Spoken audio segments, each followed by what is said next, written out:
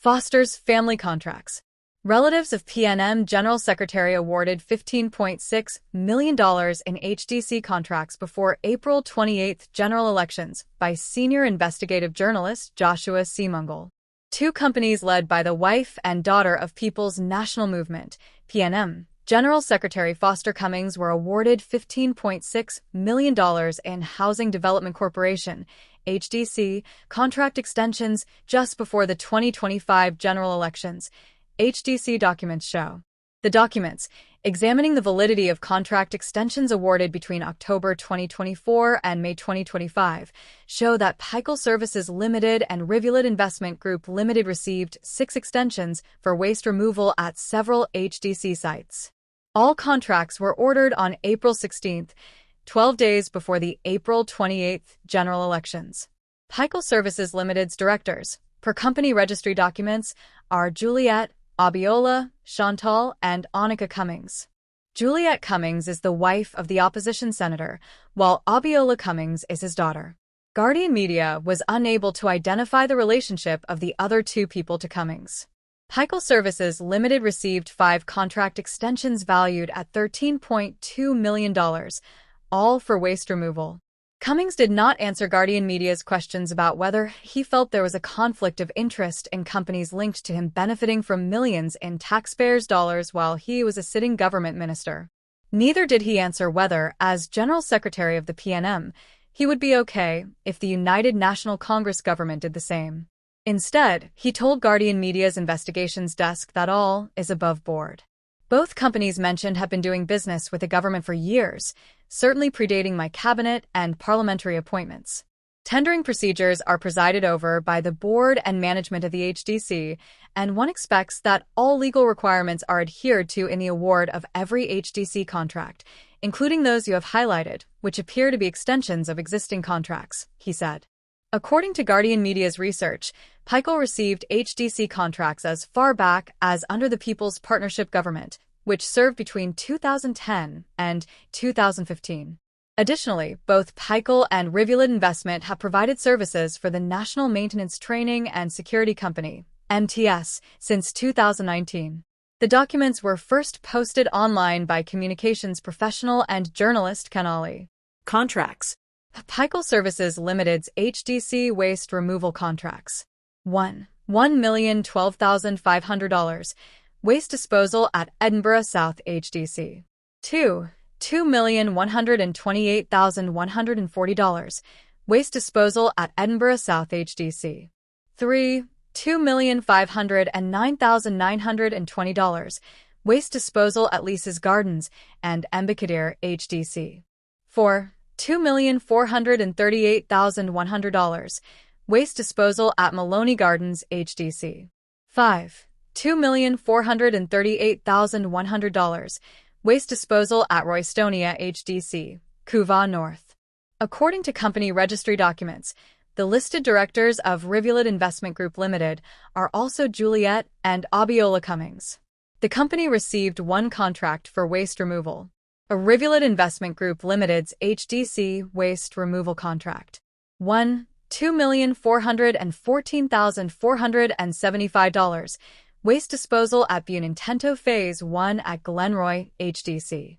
According to the HDC document, for all 6 contracts, there were no tender types, while the costs exceeded the simplified procurement limit of $1 million. Pikel Services Limited also received HDC contracts for grass cutting, garbage collection, bulk waste collection, and disposal services between 2016 and 2017. In 2022, the contracts were all extended to December 31, 2024. The contracts were as follows. A grass cutting for HDC's Edinburgh 500 West development.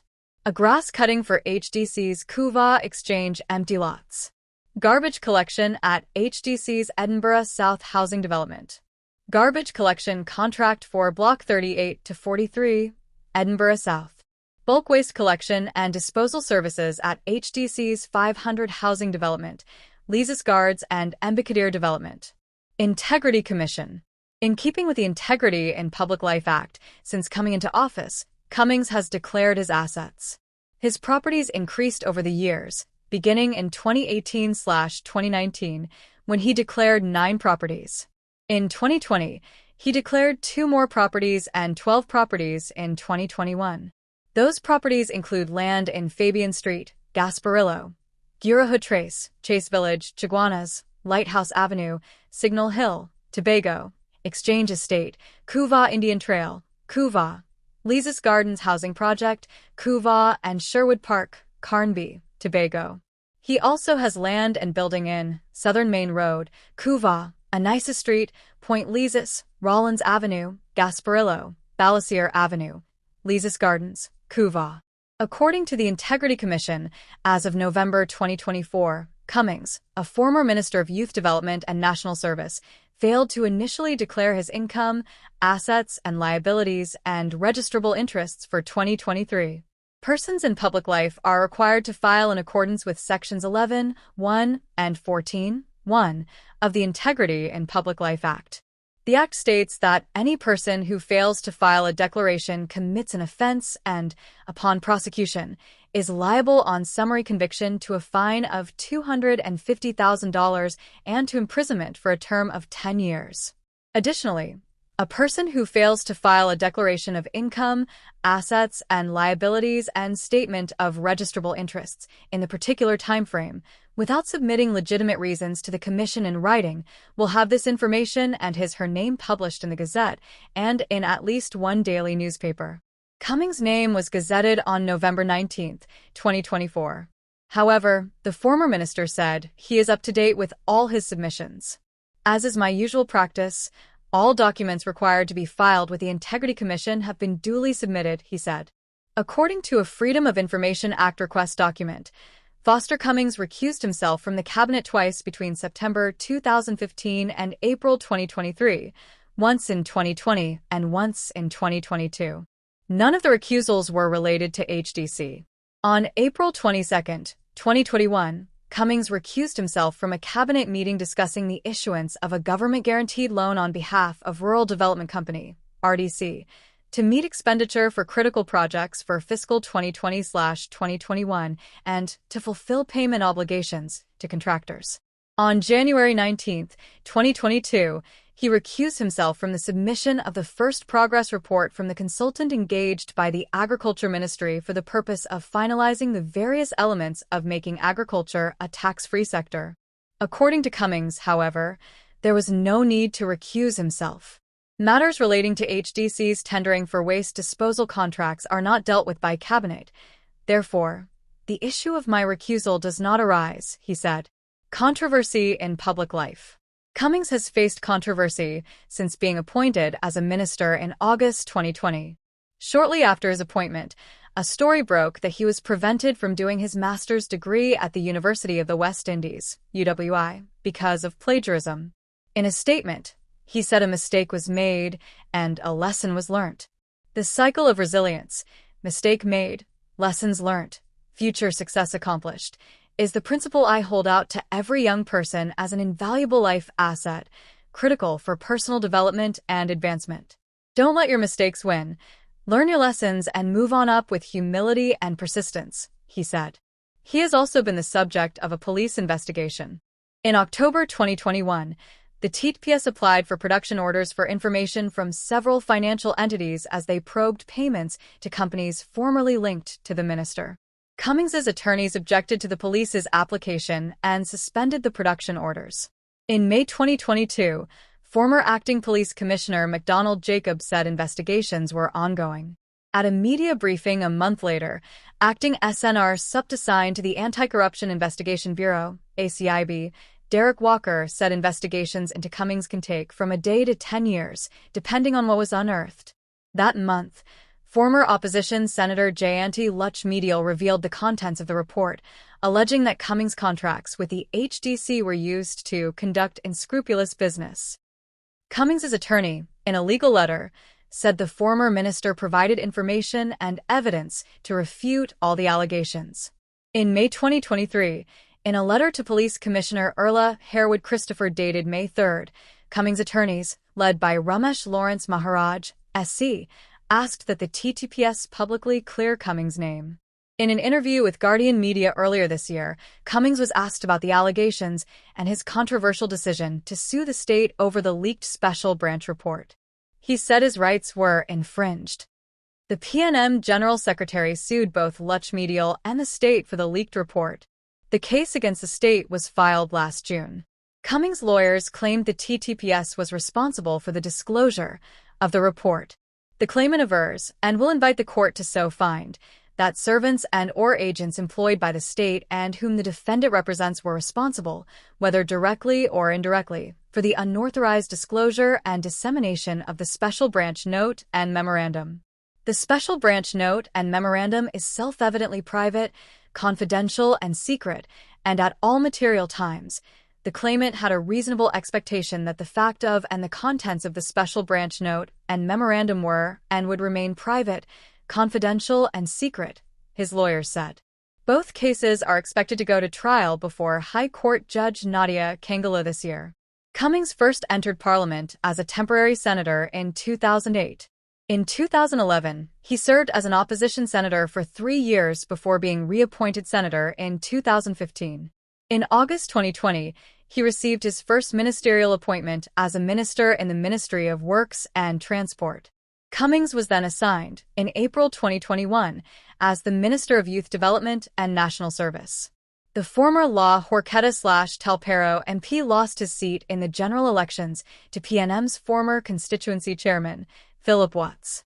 Shortly after assuming office as sports minister, Watts accused Cummings of reckless mismanagement, squandermania and misuse, and abuse of public funds at the now-closed Ministry of Youth Development and National Service. Watts accused Cummings of hiring 61 people, PNM affiliates, on short-term contracts before the general elections without a proper process. He referred a file to the Attorney General John Jeremy. Cummings denied the allegations. The former minister was appointed as an opposition senator and was re-elected as the party's general secretary in its June internal elections. PNM cabinet contracts and recusals. Opposition Senator Faris Al-Rawi has also faced scrutiny for his relatives receiving millions in rent while he was a sitting government minister and MP. In 2020, it was revealed that Al-Rawi's family received upwards of $20 million a year in rent from the state for 4 rental properties. Al-Rawi's wife, Mona Nahis Al-Rawi, was listed as a director, at the time, for 1 Alexandra Place, which was rented for the Public Utilities Ministry for $600,000 a month. Number 3 Alexander Street, rented for the Personnel Department for $575,000 a month. 45C St. Vincent Street, Port of Spain, rented for $159,000 a month, and Agra Street, St. James, for the TNT Police Service, rented for $356,000 a month. In May, Prime Minister Kamla Persad-Bissessar announced plans to review the government's property rental policy, describing it as an eat-off-food policy under the PNM. She said more than $493 million was spent on rent in fiscal 2024, while another $500 million was spent on security contracts. Other PNM HDC contracts. At least 2 other companies with links to PNM members also received HDC contract renewals before the April general elections. TNT Landscaping Company Limited, which lists its directors as Norman Gabriel and Natalie Gabriel, the father and wife of well-known PNM financier Andrew Gabriel, received a waste removal contract at Oasis Greens HDC, phases 1 to 4, valued at $1.74 million. It also received a grass-cutting contract at Oasis Greens HDC, phase 5, worth $1.19 million. Shiatsu General Contractors Limited, which lists San Fernando Deputy Mayor Patricia Alexis as a director, received a grass-cutting contract at Fairfield Housing Estate, Phases 2 and 2A for $1.07 million. According to the HDC document, there were no tender types stated, and the costs exceeded the simplified procurement limit of $1 million.